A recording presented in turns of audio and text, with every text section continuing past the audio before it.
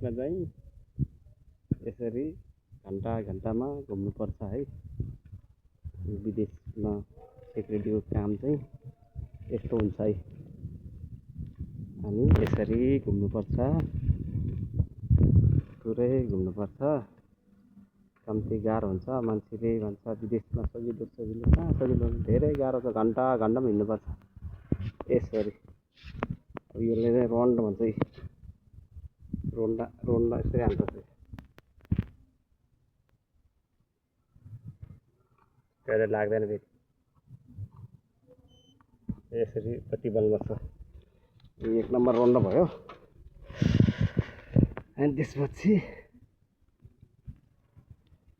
फेरि 2 नम्बर हाल्नुपर्छ। अब 2 नम्बर रोन्ड हाल्नुपर्छ। यसरी साइकलमा घुमेर भए पनि यसरी यसले रोन्ड भन्छ है। यो 2 नम्बर रोन्ड यसरी बल्नुपर्छ। 2 नम्बर रोन्ड हान्यो। अनि त्यसपछि फेरि यसरी अर्को ठाउँमा जानुपर्छ। फेरि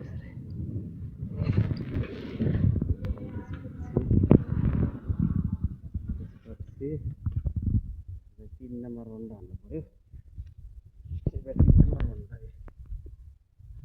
नम्बर रोन्ड यसरी बल्नुपर्छ।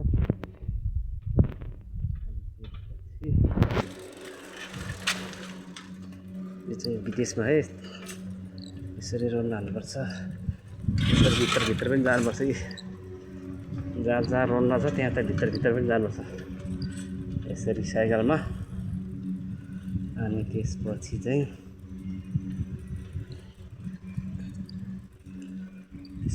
अब यता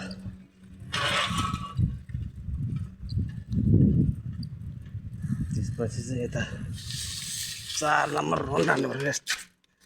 यता 4 नम्बर रोन्ड हो।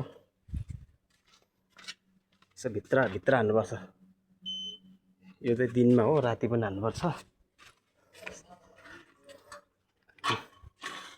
यसरी चाहिँ ठुलो कम्पनी हो यो। 1500 जना काम गर्ने कम्पनी हो। सबै यो नेपालको, म्यानमार देशको, बङ्गलादेशको, नेपालको सबैजना काम गर्छ यहाँ। 1500-16 जना मान्छे छ।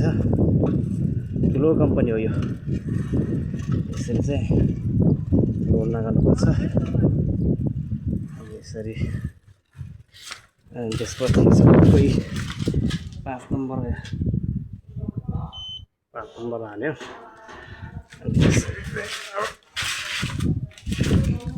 कुनामा गएर हाल्नुपर्छ। घन्टाको एकचोटि कम्ती गाह्रो हुन्छ।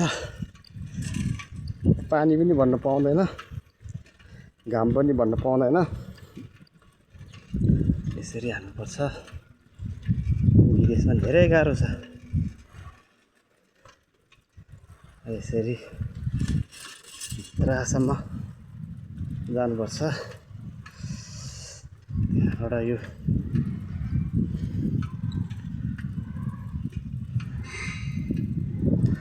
यता यो चाहिँ 6 नम्बर रोन्ड। 6 नम्बर हो। 6 नम्बर रोन्ड। त्यसपछि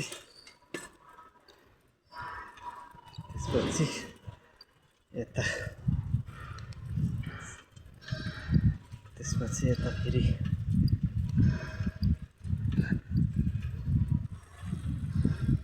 यहाँ छ फेरि 7 नम्बर रोन्ड। 7 नम्बर रोन्ड है। 7 नम्बर रोन्ड हो यो। धेरै ठुलो छ यो कम्पनी। यो कार्ड कम्पनी हो, धेरै ठुलो छ। अब 7 नम्बर हान्यो। 7 नम्बर सक्यो। त्यसपछि अब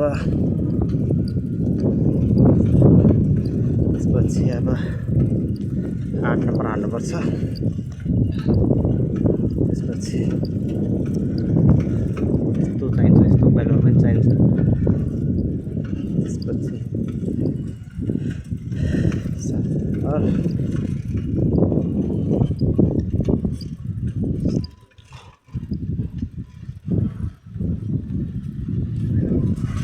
चाहिँ 8 नम्बर होन्डा।